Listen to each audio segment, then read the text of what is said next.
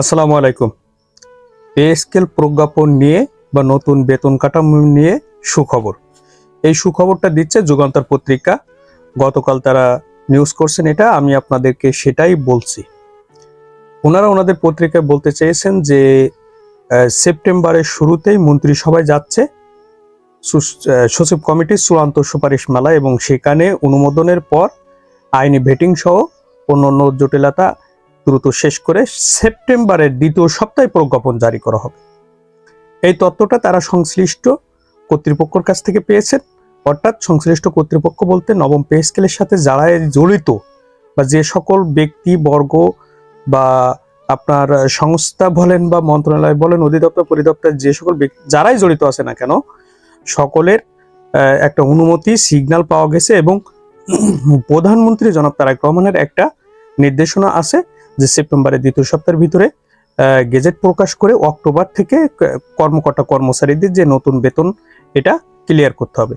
সেটা এই যে জুলাই আগস্ট সেপ্টেম্বর এই 3 মাসের বকেয়া যে বেতনটা আছে এটাও ওটার সাথে সমন্বয় করা হবে। কিন্তু এখানে কিছু প্রশ্ন থেকে যায় যে তাহলে ইনক্রিমেন্টের বিষয়টা কি দাঁড়াবে যদি জুলাইয়ের 1 তারিখ থেকে বেতনের বিষয়টা ক্লিয়ার করা হয় নতুন বেতন কাঠামো, তাহলে ইনক্রিমেন্টের বিষয়টা কি দাঁড়াবে সেটা প্রশ্ন এসে দাঁড়ায়।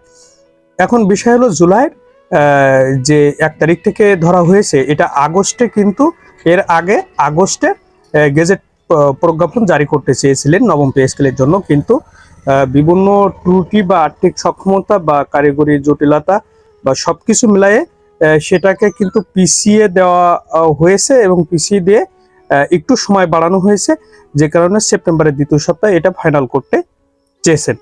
এখন বিষয় হলো প্রথম সপ্তাহে উঠবে কিনা এটা আগামী সপ্তাহে জানা যাবে এবং উঠলেই বোঝা যাবে কি হবে। তো পে স্কেল বাস্তবায়ন হবে, এটা থেকে ফিরে আসার আর কোনো অপশন নেই। আর আপনারা দেখবেন বিভিন্ন পত্র পত্রিকা বা অনলাইন পত্র পত্রিকা বা বিভিন্ন এখান থেকে পে স্কেল বাস্তবায়নের পক্ষে সরকার একদম দৃঢ় প্রতিজ্ঞ। সরকার পে স্কেল বাস্তবায়ন করতে চায়, কিন্তু দেশের বর্তমান পরিস্থিতি ও আর্থিক সক্ষমতা সবকিছু মিলায়ে যেটা হচ্ছে সেটা একটু দেরি হচ্ছে বা একটু সময় লাগছে, কিন্তু এটা বাস্তবায়ন হবে এটা কিন্তু নিশ্চিত, কারণ এইখান থেকে ফিরে আসার আর কোনো সম্ভাবনা নেই। পে স্কেল বাস্তবায়নের মাধ্যমে পে স্কেলের সমাপ্তি ঘটাতে হবে। প্রিয় দর্শক, ভালো থাকবেন। ভিডিওটি ভালো লাগলে অবশ্যই সাবস্ক্রাইব করবেন। আসসালামু আলাইকুম।